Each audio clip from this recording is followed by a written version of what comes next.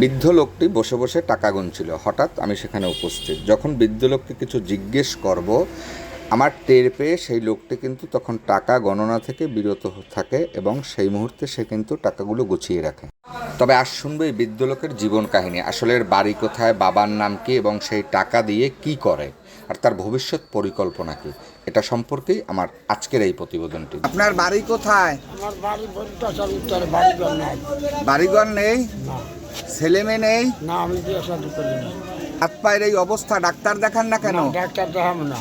কেন বাবা? ডাক্তার দেখাবো জন্য মোর মুখে না, ডাক্তার কি ডাক্তার দেখাবো। বাবা, আপনার তো হাত পায়ের অবস্থা দেখেন কিরকম হয়ে গেছে, একটু ডাক্তার দেখাইলে সুস্থ থাকতেন না? যে দেশে হয়ে নেবে। তো আপনার নাম কি বাবা? আমার নাম ইসরাফিল। ইসরাফিল। আপনার বাবার নাম?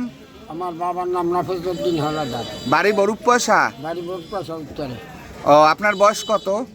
এই 98 চল্লিশ 99 তো পারা দিছে। 99 বছর। তো সংসারে আর কে কে আছে?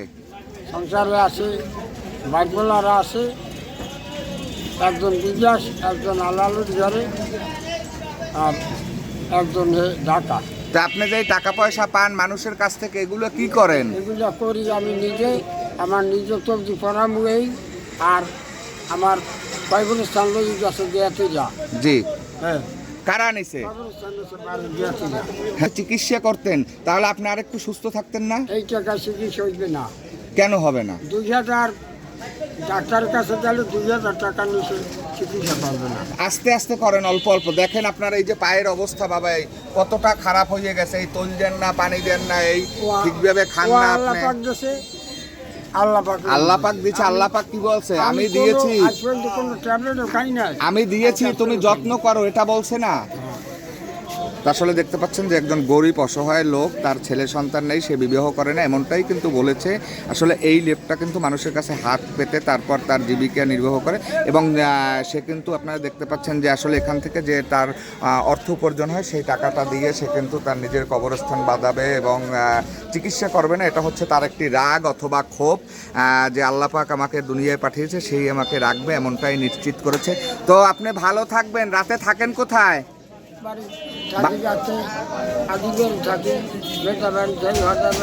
বাড়িতেই যান, রাস্তায় তো থাকেন না?